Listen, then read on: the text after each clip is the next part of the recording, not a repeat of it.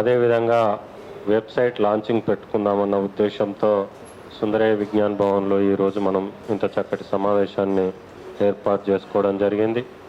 Party పిలుపునందుకొని విచ్చేసినటువంటి party రాష్ట్ర committee నాయకులకు, వివిధ అసెంబ్లీ స్థానాల నుంచి పోటీ చేసినటువంటి అభ్యర్థులకు, పార్టీ కోసం నిరంతరం శ్రమిస్తున్నటువంటి ప్రతి కార్యకర్తకు ఇక్కడ ఉన్నా లేకున్నా వారందరికీ పార్టీ తరఫున ధన్యవాదాలు తెలియజేస్తున్నాను. మొదటగా మనము వెబ్సైట్ లాంచ్ చేద్దామా? వెబ్సైట్ పార్టీ పేరు మీద మనం వెబ్సైట్ చేయడం జరిగింది. దానిని ఒకసారి అఫీషియల్గా మన అందరం ఇప్పుడు లాంచ్ చేసుకుందాం. తర్వాత వెబ్సైట్ ద్వారానే మీరు మీ యొక్క యాక్టివిటీస్ను, పార్టీ యొక్క యాక్టివిటీస్ను రాష్ట్ర స్థాయిలో ఏ విధంగా జరుగుతున్నాయి, పార్టీ మూమెంట్ ఏంది, అదేవిధంగా మెంబర్షిప్, డొనేషన్స్, ఎవ్రీథింగ్ మనం వెబ్సైట్ ద్వారా ఆన్లైన్లో చేసేయడానికి అవకాశం ఉంది. ఈ వెబ్సైట్, సోషల్ మీడియా అనేది ఈ రోజుల్లో మనకు ప్రధాన ఆయుధం. ప్రపంచాన్ని ఒక కుటుంబంగా ఈ సోషల్ మీడియా మార్చేసింది. అంటే ప్రపంచంలో మన అభిమానులు, శ్రేయాభిలాషులు, మిత్రులు ఎక్కడున్నా కూడా ఈ వెబ్సైట్ ద్వారా మనం చేసేటటువంటి కార్యక్రమాలను చూసుకోవచ్చు. ఇప్పటిదాకా ఇది మనకు అందుబాటులో లేకపోవడం కూడా ఒక విధంగా పార్టీని చురుకుగా విస్తరించడానికి అవకాశాలు తక్కువగా అయినాయి. కాబట్టి మన పార్టీ అమ్ముల పొదిలో చేరుతున్నటువంటి ఈ బ్లూ ఇండియా పార్టీ వెబ్సైట్ని మనం ఒకసారి అఫీషియల్గా లాంచ్ చేసుకున్నాం.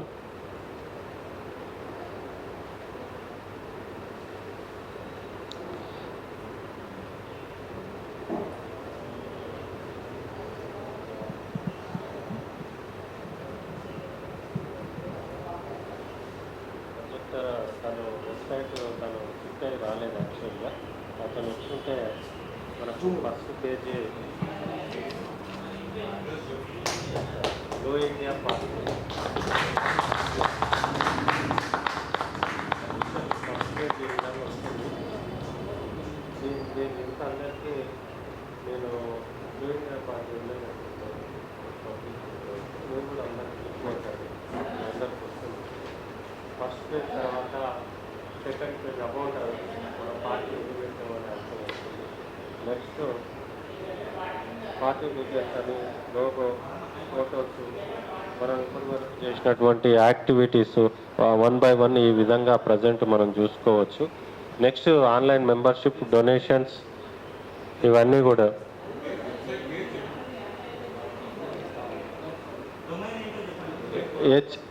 https తర్వాత blueindiaparty.com ఇది మన అఫీషియల్ వెబ్సైట్. ఒకసారి మనం చప్పట్ల ద్వారా దాన్ని లాంచ్ చేస్తున్నాం.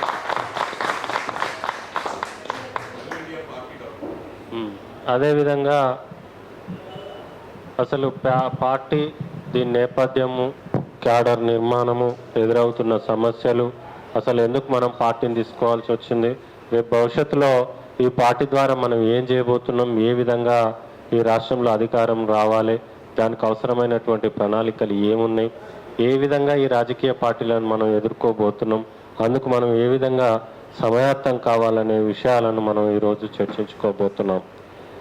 అయితే భారతదేశానికి స్వాతంత్రం వచ్చిన తర్వాత 1950 నుంచి రాజ్యాంగం అనేది అమలు కాబడ్డది. తర్వాత 1952లో మొదటి సార్వత్రిక ఎన్నికలు నిర్వహించుకోవడం జరిగింది. మొదటి సార్వత్రిక ఎన్నికల్లోనే అంబేద్కర్ గారు రాజ్యాంగంలో పొందుపరిచిన వయోజనులకు ఓటు హక్కు అనే అంశం ఏదైతే ఉందో దాని ద్వారా భారతీయులందరూ ఓటును పొంది తమ ఓటు ద్వారా తమని పాలించే నాయకులను ఎన్నుకోవడం జరిగింది. అప్పటి నుంచే భారతదేశం రాజ్యాంగబద్ధంగా ప్రజాస్వామ్య దేశంగా ప్రజల చేత ఎన్నుకోబడినటువంటి ప్రజాప్రతినిధుల చేత పాలింపడం ప్రారంభమైంది. అంతకుముందుకు బ్రిటిష్ ఇండియా పాలించేది, దాన్ని మనం ఎన్నుకోకపోయేది. వాళ్ళు మనని ఓడించి యుద్ధంలో వాళ్ళు విజయాన్ని సాధించి ఇండియాని వాళ్ళ గుప్పెట్లో పెట్టుకొని బ్రిటిష్ ఇండియా రాజ్యాంగం ద్వారా బ్రిటిష్ వాళ్ళే మనం రూల్ చేయడం జరిగింది. దాంట్లో ప్రజాస్వామ్యం లేదు, నిరంకుశత్వం, రాజరికం ఉంది. బ్రిటిష్ ఇండియా వాళ్ళు భారతదేశాన్ని వశం చేసుకోక ముందు ఈ భారతదేశంలో రాజరిక వ్యవస్థ ఉండే. ఈ రాజరిక వ్యవస్థలో ఏ రాజ్యానికి ఒక రాజు ఉంటే ఆ రాజు చెప్పిందే చట్టం, చేసిందే శాసనం, దానిలో ప్రజాస్వామ్యం లేకుండే. ఎప్పుడైతే అంబేద్కర్ రాజ్యాంగం రాసిండో అప్పుడే ప్రజల చేత ఒక నాయకుడు ఎన్నుకోబడ్డాడు. రాజరిక వ్యవస్థలోనేమో రాణి కడుపులో పట్టపు రాణి కడుపు నుంచి పుట్టిన మొదటి వ్యక్తి అతడు జంట అయితే మాత్రమే పాలన కరువుడయ్యేవాడు. ఇక రాజరిక కుటుంబంలో పుట్టకపోతే నువ్వు ఎంత యోధునివైనా, వీరునివైనా, శూరునివైనా, జ్ఞానవంతునివైనా సరే నీకు రాజరిక పాలన చేసేటటువంటి అవకాశం నీకు లేదు. బ్రిటిష్ ఇండియాలో బ్రిటిష్ వాళ్ళే రూల్ చేస్తారు, వాళ్ళ కింద ఏదో చిన్న చితక పనులు మనం చేస్తాం. అంటే మన దేశాన్ని రాజరిక వ్యవస్థలో కానీ బ్రిటిష్ ఇండియా గవర్నమెంట్లో కానీ మనం పాలించుకునేటటువంటి అవకాశాన్ని కోల్పోయినాం. ఎప్పుడుండే మనకు అవకాశం? సింధులో నాగరికత ఉన్నప్పుడు, మొహంజోదారో హరప్ప నాగరికత ఉన్నప్పుడు, భారతదేశ మూలవాసులమైన మనము తెగగా, గుంపులుగా, గణాలుగా ఉన్నప్పుడు ఈ దేశాన్ని సొంతంగా మనం పరిపాలించుకున్నాం.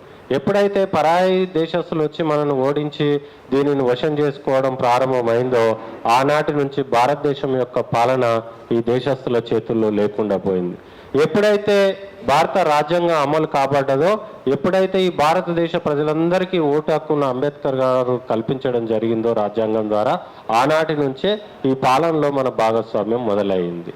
పాలనలో భాగస్వామ్యం మొదలైనా కూడా భారతదేశ స్థాయిలో చట్టసభలైనటువంటి పార్లమెంట్ కానీ, రాష్ట్రాల స్థాయిలో చట్టసభలైనటువంటి అసెంబ్లీలో కానీ ఈ భారతదేశంలో ఉన్నటువంటి ఈ సామాజిక సమీకరణాల దృష్ట్యా ఫుల్ఫిల్ కాలేదు.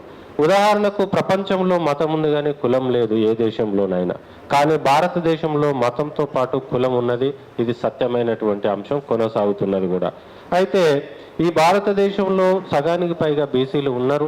ఎస్సీ, ఎస్టీ మైనార్టీలను కలుపుకుంటే దేశ స్థాయిలో 85%, తెలంగాణ రాష్ట్రంలో జరిపినటువంటి సమగ్ర కుటుంబ సర్వే లెక్కల ఆధారంగా అయితే 93%గా మనం ఉన్నాం. మరి అదే జనాభా దామాషా పద్ధతి ప్రకారం ఇక్కడ అసెంబ్లీలో మనం ఉన్నామా అని ఒకసారి ఆలోచన చేస్తే, అంబేద్కర్ గారి రాజ్యాంగంలో ఎస్సీ, ఎస్టీలకు చట్టసభలలో కూడా రిజర్వేషన్లు ఇచ్చిన కారణంగా తెలంగాణ రాష్ట్రంలో 119 మంది అసెంబ్లీలో ఎమ్మెల్యేలు ఉంటే అందులో 19 మంది రిజర్వేషన్ల కారణంగా ఎస్సీలు ఎమ్మెల్యేలుగా ఎన్నిక కాబడుతున్నారు. ఎందుకంటే సీటు రిజర్వ్డ్ అయి ఉంటుంది. ఏ రాజకీయ పార్టీ అయినా ఆ రిజర్వ్ అయిన సీట్లో ఆ రిజర్వ్ క్యాండిడేట్కి ఇవ్వాలి. ఎస్సీ రిజర్వ్డ్ సీట్లో ఎస్సీలకు ఇవ్వాలి. ఎస్టీలు 12 మంది రిజర్వేషన్ సీట్లు ఉన్నాయి, ఆ రిజర్వ్ సీట్లో ఎస్టీలకు ఇవ్వాలి. కాబట్టి వాళ్ళు 19 మంది, ఎస్టీలు 12 మంది, 31 మంది ఈరోజు తెలంగాణ అసెంబ్లీలో ఎస్సీ, ఎస్టీలు ఎమ్మెల్యేలుగా ఉన్నారు. ఇక మిగతా వాళ్ళకి రిజర్వేషన్ లేదు. మిగతా అన్ని జనరల్ కేటగిరీ సీట్లు. జనరల్ కేటగిరీ సీట్లు 50% ఉన్నటువంటి బీసీల సంఖ్య ఇవాళ 119 మంది అసెంబ్లీ ఎమ్మెల్యేలు ఉంటే 60కి పైగా ఉండాలి. ఇవాళ లెక్క చేస్తే 19 మంది మాత్రమే బీసీలు తెలంగాణ శాసనసభలో ఎమ్మెల్యేలుగా ఉన్నారు. మరి ఎందుకు 60 మంది ఉండవలసిన చోట 19 మంది ఉన్నారు? అంటే వీళ్ళకి దక్కవలసిన వాటా దక్కలే. దక్కవలసిన వాటా దక్కకపోవడం కారణంగా సామాజికంగా అన్యాయం జరుగుతున్నది. ఇది న్యాయం కాదు. దీని కారణంగా బీసీలకు దక్కవలసిన సీట్లు 60 సీట్లలో 19 ఉంటే మిగతా బీసీలకు దక్కవలసినటువంటి సీట్లలో 41 సీట్లలో ఎవరున్నారని ఒకసారి మనం పరిశీలన చేసి చూస్తే ఒక ఎస్సీ కానీ, ఒక ఎస్టీ కానీ, ఒక మైనారిటీ కానీ జనరల్ సీట్లలో వాళ్ళ కోటాకు మించి గెలవలే. మొత్తం బీసీలకు దక్కవలసినటువంటి సీట్లన్నీ ఓసీల కబ్జాకు గురైనవి. ఎప్పుడైతే ఓసీల కబ్జాకు గురై ఓసీలు అత్యధిక సంఖ్యలో జనాభాకు మించి ఎమ్మెల్యేలు గెలుస్తున్నారో వాళ్ళందరూ చట్టసభల్లో కూర్చొని వారు, వారి కులాలు, వాళ్ళ వర్గాలు, వాళ్ళ వర్ణాల అభివృద్ధి కోసం అవసరమైనటువంటి ప్రణాళికలను రచించుకోవడం ప్రారంభించారు. తద్వారా ఈ స్వాతంత్రం వచ్చి 75 సంవత్సరాలు గడిచినప్పటికీ ఈ బీసీ, ఎస్సీ, ఎస్టీ ప్రజల యొక్క జీవన విధానంలో మార్పు రాలే, అభివృద్ధిలో మార్పు రాలే, ఆర్థిక అసమానతలు తొలగిపోలే, పేదరిక నిర్మూలన జరగలే. ఇవన్నీ కూడా కొనసాగుతూనే ఉన్నాయి. ఆ రాజకీయ పార్టీలు అధికారంలో కూడా కొనసాగుతూనే ఉన్నాయి. మరి ఇంత చరిష్మా నాయకులు ఉన్నప్పుడు, మన పార్టీ కంటే ఇంత గట్టి రాజకీయ పార్టీలు ఉన్నప్పుడు, మనం మరి బ్రతుకులు మారినప్పుడు, ఆర్థిక అసమానతలు తొలగినప్పుడు, సామాజిక అసమానతలు తొలగినప్పుడు మరి తొలగించుకోవడం కోసం మనకంటూ ఒక రాజకీయ పార్టీ అవసరం అనేది ఏర్పడ్డది ఈ సమయంలో. ఉదాహరణకు కాంగ్రెస్ పార్టీని తీసుకుంటే ఏవో హ్యూమ్ అనే అతని చేత భారత జాతీయ కాంగ్రెస్ వ్యవస్థ స్వాతంత్ర పోరాటం కోసం ఏర్పడ్డప్పటికీ తర్వాత అది భారత జాతీయ కాంగ్రెస్ పార్టీగా రూపాంతరం చెందింది. దానిని నాటి నుంచి నేటి వరకు నెహ్రూ, గాంధీకి సంబంధించినటువంటి కుటుంబాల చేతుల్లోనే అది పాలన కొనసాగుతున్నది. ఇక బీజేపీ విషయానికి వస్తే చెప్పనవసరం లేదు. 1925 సంవత్సరంలో ఆర్ఎస్ఎస్ ఆవిర్భవించింది. ఆర్ఎస్ఎస్ యొక్క రాజకీయ కోసం అధికారం కోసం ఏర్పాటు చేసుకున్న ఒక limited company Bharatiya Janata party. అది కూడా ఈ బీసీలకో ఎస్సీలకో ఎస్టీల చేతలో స్థాపింపబడలే, వీళ్ళ కోసం పనిచేస్తలేదు. మరి అవి పనిచేసేటట్టయితే మన జనాభా ప్రాతిపదికన మన వాటా ఇవాళ అసెంబ్లీలో పార్లమెంటులో ఉండే లేకుండా పోయినాయి. జాతీయ స్థాయిలో అనేక బీపీ మండల్ కమిషన్ రిపోర్ట్ కానీ ఇతరత్ర బీసీలకు సంబంధించిన కమిషన్లు ఎన్ని వచ్చి వీళ్ళ అభివృద్ధి కోసం ఒక ప్రణాళికలు రచించాలని చెప్తే కాంగ్రెస్ పార్టీ కానీ అధికారంలో ఉన్నటువంటి బీజేపీ పార్టీ కానీ వాటిని పట్టించుకున్న దాఖలాలు లేవు. ఇవాళ చాలామంది అంటారు బీజేపీ పార్టీ బీసీని ప్రధానమంత్రిని చేసింది, తెలంగాణ రాష్ట్రంలో కూడా బీసీని ముఖ్యమంత్రిని చేస్తామని ప్రకటించింది. బీసీల కోసం ఇంత చేస్తున్నటువంటి బీజేపీ పార్టీని గెలిపించకుండా అసలు బీసీలు ఎందుకు ఊరుకుంటున్నారు, ఎందుకు ఇంకా ఈ పార్టీలు పెడుతున్నారని కూడా చాలామంది అంటున్నారు. ఇంకొంతమంది అసలు మీ శక్తి సరిపోతుందా, మీరు పార్టీ పెట్టి ఏం చేస్తారు అనేది ఒక క్వశ్చన్ కూడా మనకు ఎదురవుతున్నది. నేనేమంటున్నా అంటే ఇప్పటి వరకు భారతదేశంలో కేంద్రంలో బీసీ మంత్రిత్వ శాఖ లేదు. ప్రతి రాష్ట్రంలో బీసీలకు మంత్రి ఉంటాడు, మంత్రిత్వ శాఖ ఉంటుంది. కేంద్రంలో ఇప్పటి వరకు బీసీలకు మంత్రిత్వ శాఖ లేదు.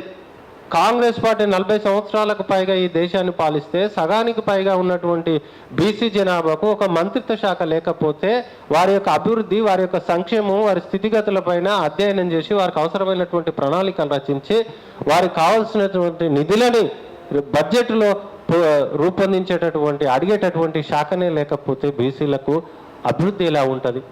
అసలు ఒక సగం జనాభా అభివృద్ధిలో పాలు పంచుకోకపోతే విస్మరించబడుతుంటే ఈ దేశంలో సామాజిక న్యాయం ఏ విధంగా జరపబడుతుందన్నట్టు అసలు ఏం జరుగుతుంది? మరి బీసీ ప్రధాని నేతృత్వంలోనన్నా బీసీల కేంద్రంలో బీసీ మంత్రిత్వ శాఖ ఏర్పాటు కాబడ్డదా? కాలేదు. ఎందుకు చేయలేకపోయారనే విషయాన్ని ఈరోజు ప్రజల మధ్యన పోయి మనం నినదించాలి.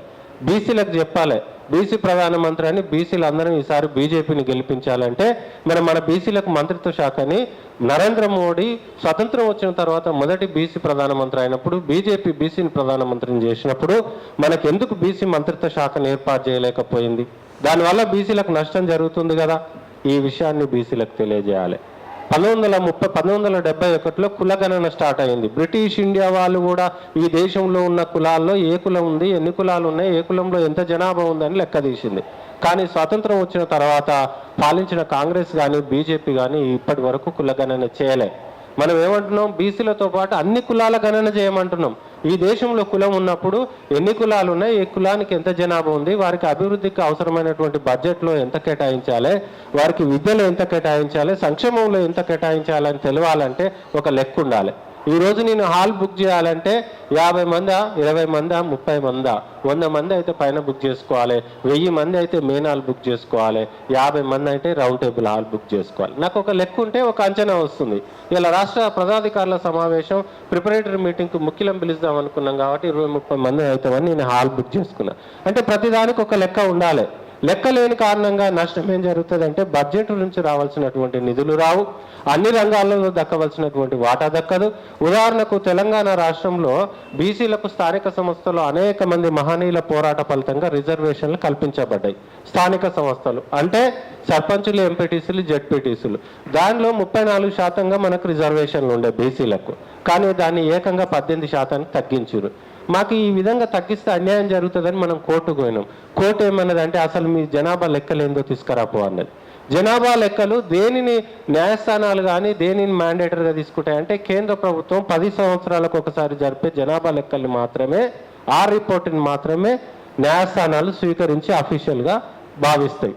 కానీ మనకు జనాభాలో కులగణన లేని కారణంగా, బీసీల జనాభా ఎంతో తెలియని కారణంగా కోర్టు మీరు ఇచ్చిన లెక్కలు ఇవి ప్రైవేట్ పరమైనవి, ఇవి మా పరిగణలోకి రావు, కేంద్ర ప్రభుత్వం దగ్గర మీ బీసీ లెక్కలు ఉంటే తీసుకురండి, అప్పుడు మేము ఈ కోర్టు తీర్పుని మేము సమీక్షిస్తామని చెప్పడం జరిగింది. దాని కారణంగా అక్కడ రిజర్వేషన్లు మనం ఇలా కోల్పోయినాం. అంటే జనాభా లెక్కలు లేని ఇప్పుడు ఈ భారతదేశంలో అడవులు ఎంత విస్తీర్ణంలో ఉన్నాయి, ఎన్ని వేల ఎకరాలు ఉన్నాయి, ఏ అడవిలో ఎన్ని మొక్కలు ఉన్నాయి, ఈ భారతదేశంలో పిల్లులు ఎన్ని ఉన్నాయి, నక్కలు ఎన్ని ఉన్నాయి, కుక్కలు ఎన్ని ఉన్నాయి, ఏ అడవిలో ఎన్ని పులులు ఉన్నాయి, ఎన్ని ఏనుగులు ఉన్నాయి అనే లెక్క నీ దగ్గర ఉన్నప్పుడు ఈ భారతదేశంలో సగానికి పైగా ఉన్నటువంటి బీసీల లెక్క ఎందుకు ఉండదని ఇవాళ భారతీయ జనతా పార్టీ ఇప్పటిదాకా పాలించినటువంటి కాంగ్రెస్ పార్టీని మనం అడగాలి. బీసీలకు ఇవాళ ఈ విషయాలు చెప్పాలి. ఇవాళ భారతదేశంలో ఎక్కడి లేని విధంగా బీసీలకు క్రిమి లేయర్ వర్తిస్తుంది. మీరు బాగా అబ్జర్వ్ చేయండి, పార్టీ ఎందుకు పెట్టిరని అడుగుతున్నారు కాబట్టి మీరు ఇవన్నీ చెప్పవలసి వస్తుంది. బీసీలకు క్రిమి లేయర్ను వర్తిస్తున్నారు. క్రిమి లేయరు అంటే సంపన్న శ్రేణి, అంటే ఏదైనా ఉద్యోగం పొందడానికి ఎక్కడెక్కడైతే రిజర్వేషన్లు వర్తిస్తాయో ఆ రిజర్వేషన్లను లబ్ధి పొందడానికి సంపన్న శ్రేణిని నిర్ణయించి ఆ సంపన్న శ్రేణి దాటితే సంపన్నుడు అవుతాడు కాబట్టి రిజర్వేషన్ వర్తించకుండా బీసీలకు క్రిమి లేయర్ విధానాన్ని పెట్టారు. అది ఏం చెప్తుంది? ఒక సంవత్సరానికి ఒక కుటుంబము 8 లక్షలకు మించి ఆదాయాన్ని కలిగి ఉంటే బీసీ కుటుంబము సంపన్న శ్రేణి కిందికి వర్తించి క్రిమిలేయర్ వర్తించి ఆయన రిజర్వేషన్కు అనర్హుడవుతాడు బీసీ రిజర్వేషన్ పొందడానికి, విద్యా ఉద్యోగాలలో మిగతా అన్నిట్లో. తత్కారణంగా ఆయన ఓపెన్ కేటగిరీలో కొట్లాడాలి ఉద్యోగానికి కానీ ఏది కానీ. అదే 8 లక్షల రూపాయల ఆదాయం ఉన్న అగ్రకులాలు అగ్రవర్ణాల్లోని పేదలకు, సంవత్సరానికి 8 లక్షల ఆదాయం ఉన్న అగ్రవర్ణాలు అగ్రకులాల్లోని పేదలకు వాళ్ళు బీదవాళ్ళుగా ఎకనామికల్ వీకర్ సెక్షన్గా గుర్తించి ఈడబ్ల్యూఎస్ రిజర్వేషన్లు వర్తింపజేస్తారు. 8 లక్షల ఆదాయం సంవత్సరానికి ఉంటే బీసీలేమో సంపన్నుడవుతాడు, రిజర్వేషన్ పోతాయి. అదే 8 లక్షల ఆదాయం ఉన్న ఓసీలేమో పేదల కింద పరిగణింపబడి వాళ్లకు రిజర్వేషన్లు ఇస్తారు, ఈడబ్ల్యూఎస్ రిజర్వేషన్లు. మనము గత 40-50 సంవత్సరాలుగా పోరాటం చేస్తున్నాం. బీసీలకు చట్టసభల్లో జనాభా దామాషా పద్ధతి ప్రకారం రిజర్వేషన్లు కావాలని, బీపీ మండల్ కమిషన్ రిపోర్టు పూర్తి స్థాయిలో అమలు చేయాలని, అదేవిధంగా జనాభా దామాషా పద్ధతి ప్రకారం విద్య ఉద్యోగ వ్యాపార రంగాలలో రిజర్వేషన్లు కావాలని మనం పోరాటం చేస్తే భారతదేశానికి మొదటి ప్రధాని అయినటువంటి బీసీ ప్రధాని అయినటువంటి నరేంద్ర మోడీ గారు వాటిని పట్టించుకోకుండా 48 గంటలలోనే ఈడబ్ల్యూఎస్ రిజర్వేషన్ల బిల్లు పాస్ చేసిండు. అది 8 లక్షల ఆదాయం ఉంటే వాళ్ళు పేదవాళ్ళు అవుతారు. పేదరికం ఆధారంగా రిజర్వేషన్లు ఇవ్వమని చెప్పి రాజ్యాంగంలో ఎక్కడ పేర్కొనలేదు. సామాజిక అసమానతలు భారతదేశంలో ఉన్నాయి. ఈ సామాజిక అసమానతలు తెలిగిపోవాలంటే సమాజంలో అణచివేయబడ్డ, అణగదొక్కబడ్డ, అంటరానితనం అమానుషంగా కొనసాగిస్తున్నటువంటి జాతులను, అభివృద్ధి చెందిన జాతుల సరసన నిలపాలంటే వాళ్ళకు రిజర్వేషన్లు ఇచ్చి కొంతకాలం ముందుకు నడిపించాలని అంబేద్కర్ రిజర్వేషన్లు పొందుపరిచిన తప్పిస్తే ఆర్థిక ప్రాతిపదికన రిజర్వేషన్లు రాజ్యాంగ విరుద్ధం. మరి ఏ విధంగా మోడీ గారు ఆర్థిక ప్రతిపాదికన రిజర్వేషన్లు పెట్టి ఇలా బీసీలకు ఇవ్వకుండా, ఎస్సీ ఎస్టీలకు జనాభా దామాషా ప్రకారం పెంచకుండా ఓసీలకు రిజర్వేషన్లు ఇచ్చిండు? ఇది అన్యాయం కాదా? మరి ఎందుకు భారతీయ జనతా పార్టీకి ఓట్లు వేయాలి? ఈ విషయాలన్నిటిని మనం ప్రచారం చేయాలి కదా. మరి ఇంత జరుగుతుంటే కాంగ్రెస్ పార్టీ మాట్లాడదు. ఈడబ్ల్యూఎస్ రిజర్వేషన్ బిల్లుకు మద్దతు తెలుపుతుంది, బీఎస్పీ పార్టీ మద్దతు తెలుపుతుంది, భారతదేశంలో ఉన్న ప్రాంతీయ పార్టీలు మద్దతు తెలుపుతాయి, భారతదేశంలో ఉన్న కమ్యూనిస్టు పార్టీలు మద్దతు తెలుపుతాయి. మరి బీసీలకు రిజర్వేషన్లు అడిగినప్పుడు 50% కట్ ఆఫ్ ఉన్నది, 50% సీలింగ్ ఉన్నది, 50% మించి రిజర్వేషన్లను ఇవ్వకూడదు ఏ రాష్ట్రంలోనైనా అని చెప్పి సుప్రీంకోర్టు ఆర్డర్ ఉన్నది. కాబట్టి మేము రిజర్వేషన్లు పెంచలేమని చెప్పినటువంటి ఈ పార్టీలు మరి ఈరోజు ఈడబ్ల్యూఎస్ రిజర్వేషన్ 10% పెంచితే ఎందుకు ఈ పార్టీలు మాట్లాడలే? మరి ఎవరు మాట్లాడాలి? మనం మాట్లాడుకోవాలి. అందుకోసమే మనం రాజకీయ పార్టీ పెట్టుకోవాల్సినటువంటి అవసరం వచ్చింది. అదేవిధంగా ప్రభుత్వ రంగ సంస్థలను మొత్తం మోడీ గారు అమ్ముకుంటూ వచ్చిండు. బిఎస్ఎన్ఎల్ నష్టంలో లేదు, ఎల్ఐసి నష్టంలో లేదు, ఓడరేవులు నష్టంలో లేవు, రహదారులు నష్టంలో లేవు, ప్రభుత్వ రంగ సంస్థలు ఏవి కూడా నష్టంలో లేవు. ఇటీవల కాలంలో ఆర్బీఐ మాజీ గవర్నర్, ఎస్బీఐ మేనేజింగ్ డైరెక్టర్ ఎవరైతే ఉండో పనిచేసినటువంటి వ్యక్తుల యొక్క స్టేట్మెంట్లు తెలిస్తే ఇప్పటి వరకు బ్యాంకులలో రుణాలు ఎగ్గొట్టింది ప్రభుత్వ సంస్థలు తప్పిస్తే ప్రభుత్వ రంగ సంస్థలు ఎక్కడ కూడా బ్యాంకులలో రుణాలు ఎగ్గొట్టలేదు. ప్రభుత్వ రంగ సంస్థలన్నీ లాభదాయకంగా పనిచేస్తున్నాయి. మరి లాభంలో పనిచేస్తున్నటువంటి ప్రభుత్వ రంగ సంస్థలను మోదీ గారు ఎందుకు ప్రైవేటు పరం చేయడం జరిగింది? అంటే ప్రైవేటు పరము చేస్తే ప్రైవేటు వ్యక్తుల చేతుల్లేమో లాభం వస్తుంది. ఇంత పెద్ద ప్రభుత్వ యంత్రాంగం, ఇంతమంది ఐఏఎస్లు, ఇంతమంది ఐపీఎస్లు, ఇంత మేధస్సు కలిగి ప్రభుత్వ జీతాలు తీసుకున్నటువంటి వ్యక్తులు, ప్రధాన మంత్రులు, ముఖ్యమంత్రులు, ఎంపీలు, కేంద్ర మంత్రులు, మన అందరం కలిసి మేధస్సుతో కూడినటువంటి యంత్రాంగాన్ని ఉపయోగిస్తేనేమో సంస్థలు నడపలేము. ఒక ప్రైవేటు వ్యక్తి లాభాన్ని ప్రధాన లక్ష్యంగా పెట్టుకొని ఒక సంస్థను లాభం కోసం నడిపేటటువంటి వ్యక్తులు నడుపుతానేమో ఎట్లా లాభం పొందుతున్నాయి? మనం ఎందుకు చేస్తే లాభం పొందుతలేవంటే ఇందులో ఒక కుట్ర దాగుంది మిత్రులారా. ప్రభుత్వ రంగ సంస్థల్లో ఎంప్లాయ్మెంట్ మొత్తము హయ్యర్ స్థాయి మనకి ఇవ్వకపోయినా గ్రేడ్ 4, గ్రేడ్ 3 వరకు కింది స్థాయి ఉద్యోగాలు బీసీ, ఎస్సీ, ఎస్టీ, మైనార్టీలు. ఇలా రైల్వేస్లో చాలామంది 4th క్లాస్ ఎంప్లాయీలు ఉంటారు. ఇలా బిఎస్ఎన్ఎల్లో 4th క్లాస్ ఎంప్లాయీలు ఉంటారు. అప్పుడు వాడు పోలెక్కి ఆ వైర్ కట్టేది, ఫోన్ రిపేర్ అయితే ఇంటికి వచ్చేది. 4th క్లాస్ ఎంప్లాయీస్ అన్నా కనీసం బీసీ ఎస్సీ ఎస్టీ మైనార్టీలు ఉండే. ఇలా ప్రైవేట్ పరం చేయడం కారణంగా ఉన్న ఉద్యోగాలు పోయినాయి. మరి ఎందుకు వేయాలి మోడీకి ఓట్లు? ఎందుకు మోడీకి ఓట్లు వేయాలి అంటే ఈ విధంగా బీసీలకు ఒక విధంగా భారతదేశంలో ఎస్సీ ఎస్టీలు ఏం తినాలనో ఏం తినదో కూడా ఒక దశలో ఇవాళ పార్టీలు నిర్ణయించే స్థాయికి పోయినాయి. అంత అసహనంతో కూడినటువంటి పాలన, అసమానతతో కూడినటువంటి పాలన ఈ దేశంలో నడుస్తున్నది. మరి ఇంత అసమానతలను ఎదిరించేటందుకు కాంగ్రెస్ ముందుకు వచ్చుంటే ఇలా మన బతుకులు ఇట్లు ఉండేవి కాదు కదా. కాంగ్రెస్ అధికారంలో ఉన్నప్పుడు బీజేపీ ముందుకొచ్చి మన గురించి మాట్లాడితే ఇవాళ చట్టసభల్లో మన వాటా మనం పొందేవాళ్ళం కదా. అంటే భారతదేశ స్థాయిలో ఈ దేశాన్ని పాలించిన కాంగ్రెస్ బీజేపీ పార్టీలు ఏవి కూడా మన బీసీ ఎస్సీ ఎస్టీ మైనార్టీల చేత స్థాపింపబడలే, మన కోసం పనిచేస్తలేవన్న విషయాన్ని ఈరోజు ప్రజలకు వివరించవలసినటువంటి అవసరం ఉన్నది. సగం జనాభా మనం ఉన్నప్పుడు మనకంటూ ఒక రాజకీయ పార్టీ ఉండాలిగా. బీసీలకు భారతదేశ స్థాయిలో జాతీయ స్థాయిలో ప్రభావితం చూపించే ఒక్క బీసీల చేత స్థాపింపబడ్డ రాజకీయ పార్టీ పేరు చెప్పండి. లేవు. ఒక బీఎస్పీ పార్టీ ఉండే, కాంచీరాం ఉన్నంత కాలం మనుగడలో ఉండే, కాంచీరాం పోయిన తర్వాత ఆ సిద్ధాంతం కనుమరుగై చివరికి పరాయి వ్యక్తుల ఆధీనంలోకి పార్టీ పోయిందా అన్న రీతిలో ఇవాళ పాలన కొనసాగుతుంది. మరి ఎట్లా? వైఎస్ జగన్మోహన్ రెడ్డి అధికారం కావాలంటే పార్టీ పెట్టుకుండు, కేసీఆర్ అధికారం కావాలంటే ఉద్యమం పేరుతోటి పార్టీ పెట్టుకుండు, ఎన్టీ రామారావు అధికారం కావాలి అంతా రెడ్లే కాంగ్రెస్లో ముఖ్యమంత్రి అవుతారు, మేము ఖమ్మంలో కావాలంటే తెలుగుదేశం పార్టీ పెట్టుకుండు. మరి బీసీలు అధికారం రావాలంటే పార్టీ ఉండాలన్నా వద్దా? మరి బీసీలకి తెలంగాణ రాష్ట్రంలో పార్టీ ఉందా? నడిపింపబడుతుందా? మరి 50% పైగా జనాభా ఉన్న బీసీలకు రాజకీయ పార్టీ లేకుంటే రాజ్యాధికారం ఎట్లా వస్తుంది?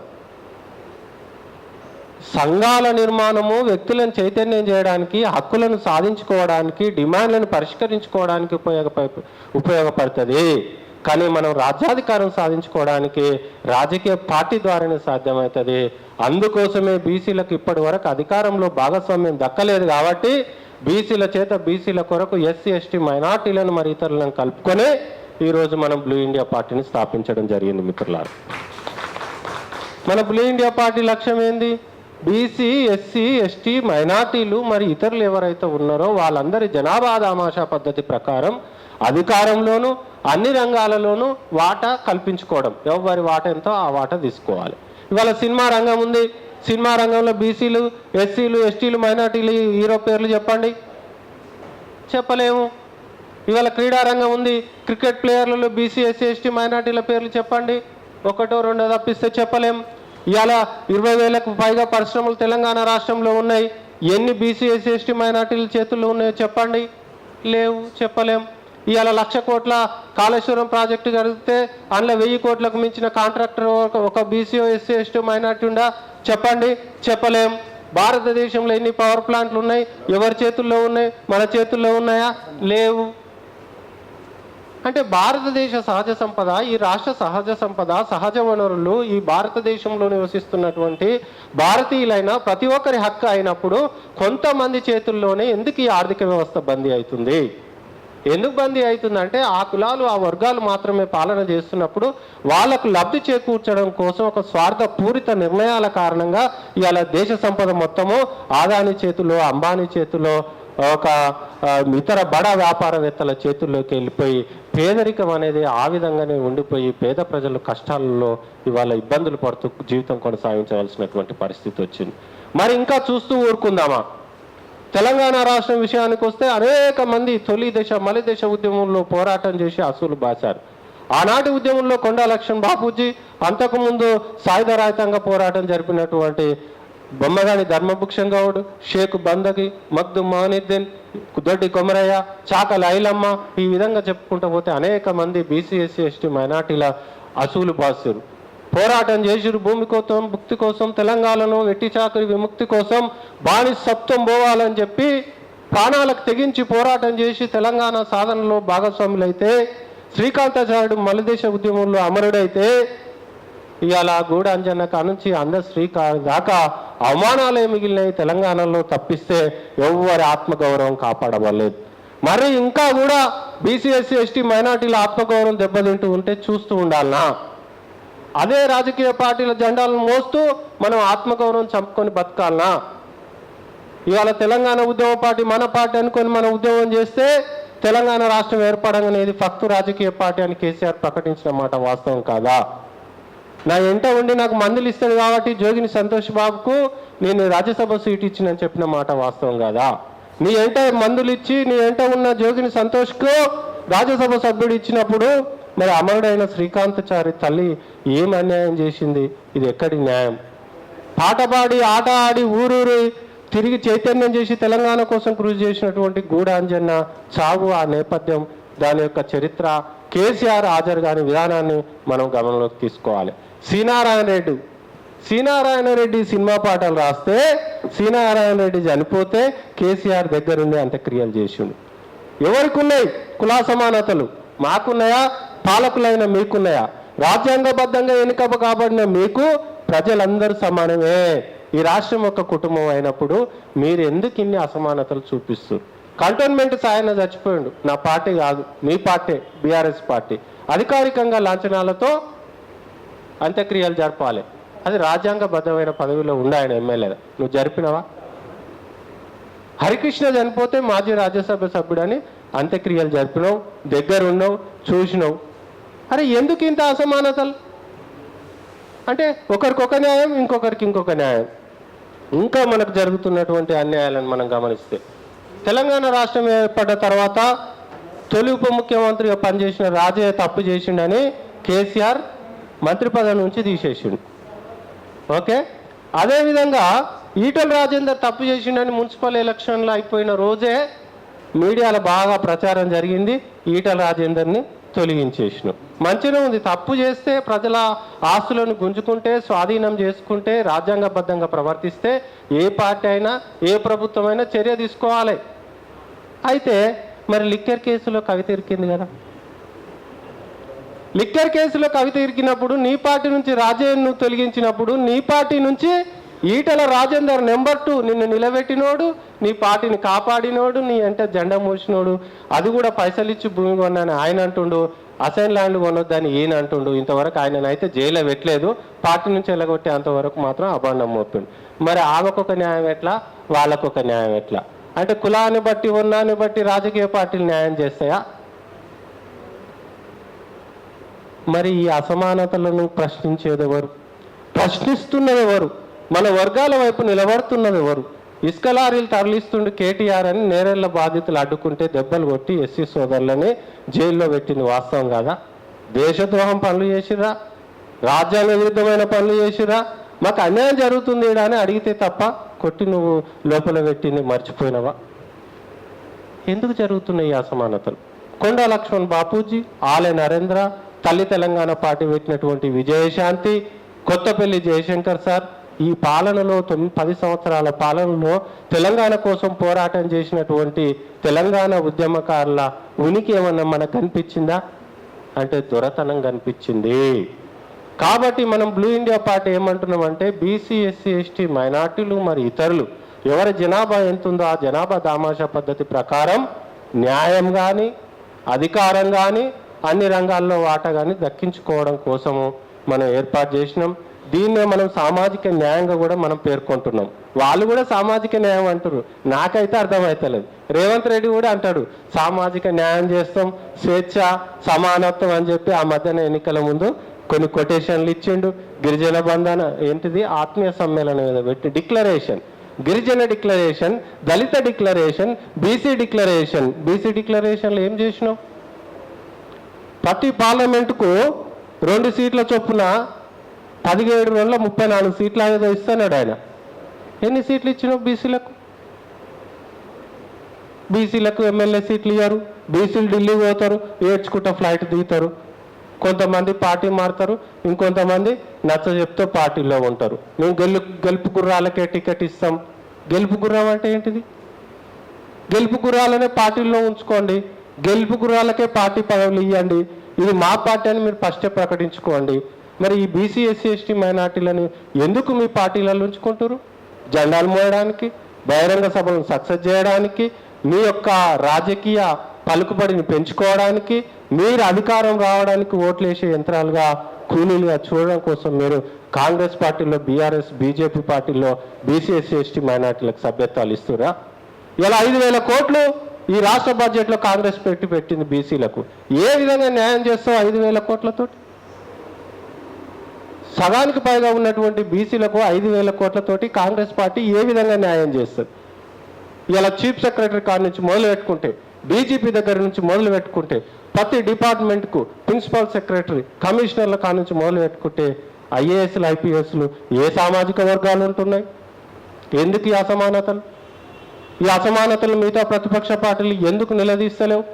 ఎప్పుడు డీజీపీ అయితే అందుకు బీసీలు, ఎస్సీలు, ఐపీఎస్లు కూడా పనికిరారా? చీఫ్ సెక్రటరీలు అయితే అందుకు ఐఏఎస్లు, ఐపీఎస్లు కూడా పనికిరారా? మీ సలహాదారులకు బీసీలు పనికిరారు, ఎవరు పనికిరారా?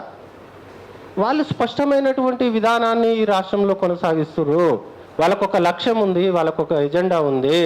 ఇవాళ కేసీఆర్ అని ఒక దొర పోతే ఇంకొక దొర కులానికి సంబంధించి అధికారం రావాలి. పార్టీ మారింది, కులం మారింది, కానీ అగ్రవర్ణాలు, అగ్ర కులాల చేతుల్లోనే అధికారం ఉంది. అది తెలంగాణ రాష్ట్రంలో కానీ, ఆంధ్రప్రదేశ్ రాష్ట్రంలో కానీ.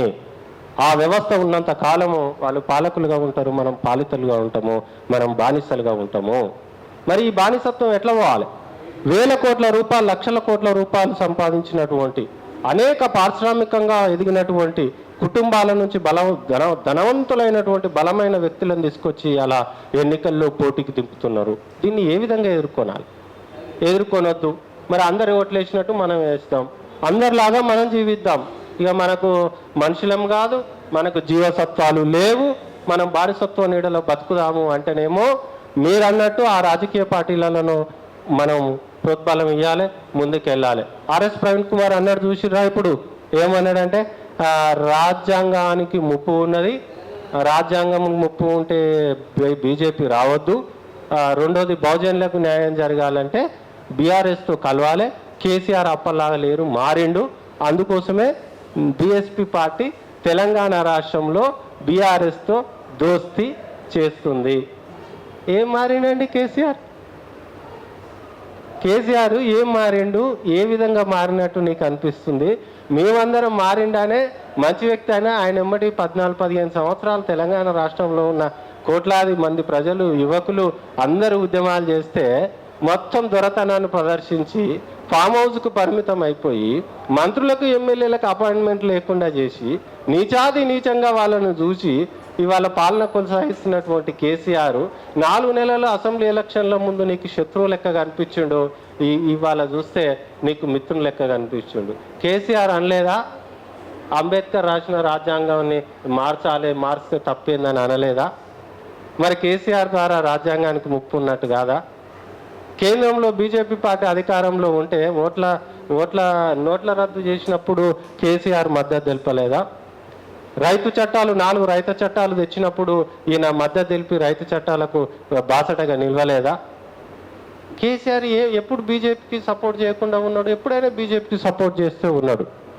వాళ్ళు ఎప్పుడైనా భారతదేశ స్థాయిలో, ఈ రాష్ట్రాల స్థాయిలో ఓసీలందరూ ఒక విధానంతో ఉన్నారు. పార్టీ మారిన అధికారంకి వచ్చేది, కులము మారిన మనయే ఉండాలి తప్పిస్తే బీసీ, ఎస్సీ, ఎస్టీ మైనార్టీలో ఉండొద్దు, ఖబర్దార్ బిడ్డ అని మాట్లాడుకుంటారు వాళ్ళంతా. వాళ్ళకి పార్టీ ముఖ్యం కాదు, అధికారం ముఖ్యం, ఆర్థిక అభివృద్ధి ముఖ్యం, వాళ్ళకి ఆత్మ గౌరవం ముఖ్యం.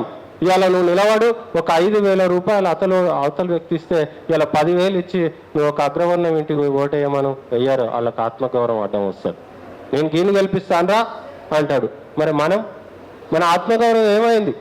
ఇంత జరుగుతున్నా మన ఆత్మగౌరవం మంట కలుస్తుంటే మనం పోయి వాళ్ళ చింతన చేరి వాళ్ళ కారణంగానే మనకు అన్యాయం జరిగిందని ఒక దిక్కు మనం గగ్గోలు పెడుతుంటే ఈరోజు వాళ్ళెమ్మటి పోయి ప్రవీణ్ సార్ అంటాడు, నేను న్యాయం చేస్తా అంటాడు.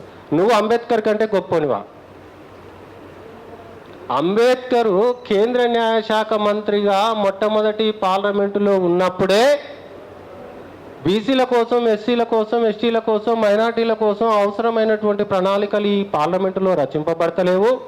నేను న్యాయశాఖ మంత్రిగా ఉన్నా కూడా ఇక్కడ మెజార్టీ ఆఫ్ ది పీపుల్, రాజ్యాంగాన్ని ఇంప్లిమెంట్ చేయవలసిన మెజార్టీ ఆఫ్ ది పార్లమెంటు సభ్యులు బీసీ, ఎస్సీ, ఎస్టీ, మైనార్టీ లేని కారణంగా నేను రాసిన రాజ్యాంగం ఎంత గొప్పదైనా అమలు చేసే దగ్గర నా వర్గానికి చెందిన ప్రతినిధులు లేని కారణంగా నా ప్రజలకు అవసరమైన చట్టాలను చేయలేకపోతున్నాం, ఇది కాదు అని చెప్పి కేంద్ర న్యాయశాఖ మంత్రికి రిజైన్ చేసి బయటకు వచ్చింది. అవునా కాదా? అంబేద్కర్తో సాధ్యం కాంది ఆర్ఎస్ ప్రవీణ్ కుమార్తో ఎట్లా సాధ్యం? బయటకు వచ్చి ఏం చేసిండు అంబేద్కర్? రాజకీయ పార్టీలు పెట్టిండు. ఇండిపెండెంట్ లేబర్ పార్టీ 1936లోనే పెట్టిండు. తర్వాత ఆల్ ఇండియా క్యాస్ట్ ఫెడరేషన్ పెట్టిండు. తర్వాత ఆర్పిఐ పార్టీ పెడుతూ మరణించిండు. అంటే అంబేద్కర్ ఏం చెప్పిండు? అరే పిచ్చోళ్ళారా, ఈ పార్టీలో నమ్మకండి, వీళ్ళందరూ మనల్ని బానిసలుగా చూసే క్రమంలో ఉన్నారు, మన వర్గాలను చైతన్యం చేసుకుంటూ మనం ఒక రాజకీయ పార్టీ పెట్టుకోవాలి, రాజకీయ పార్టీ ద్వారా అధికారాన్ని సాధించాలి, అప్పుడే మనకు సంపూర్ణమైనటువంటి ఆత్మగౌరవంతో కూడినటువంటి పాలన మన చేతుల్లోకి వస్తుంది, మన చేతుల్లో పాలన ఉంటే మన ప్రజలను మనం పాలించుకోగలుగుతామని సూచించడం జరిగింది.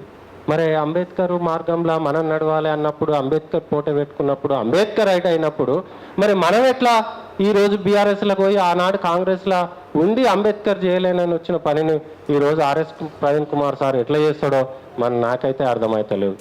ఇది అన్యాయమే. ఇది ఒక విధంగా ప్రజలను మోసం చేయడమే.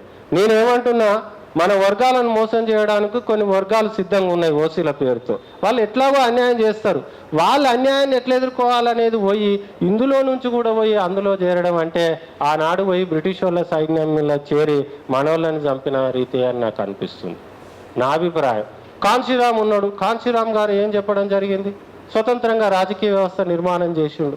పొత్తుకు అయినా కూడా అధికారానికో ప్రజలకు అవసరం వచ్చిన రీతిలో ఆఫ్టర్ ఎలక్షన్ మాత్రమే వెళ్ళడం జరిగింది. అది కూడా ఒక బలమైన శక్తిగా తను ఎదగగలిగినప్పుడు, పార్లమెంటులో అసెంబ్లీలో ఎక్కువ సంఖ్యలో మెజార్టీ మెంబర్స్ని గెలవగలిగినప్పుడు. ఏం గెలవ ముందుకు ఎప్పుడు పొత్తుకెళ్ళినటువంటి సందర్భాలు లేవు. కాబట్టి ఉన్నొక్క ఆశాదీపం కాస్త గాలికి పోయింది. బిఎస్పీ అనే ఆశాదీపం కాస్త గాలికి పోయింది. కాబట్టి ఈ రాష్ట్రంలో మరి ఇప్పుడు మిగిలింది మనకు బ్లూ ఇండియా పార్టీ అని కూడా నేను ఈ సందర్భంగా తెలియజేయడం జరుగుతుంది.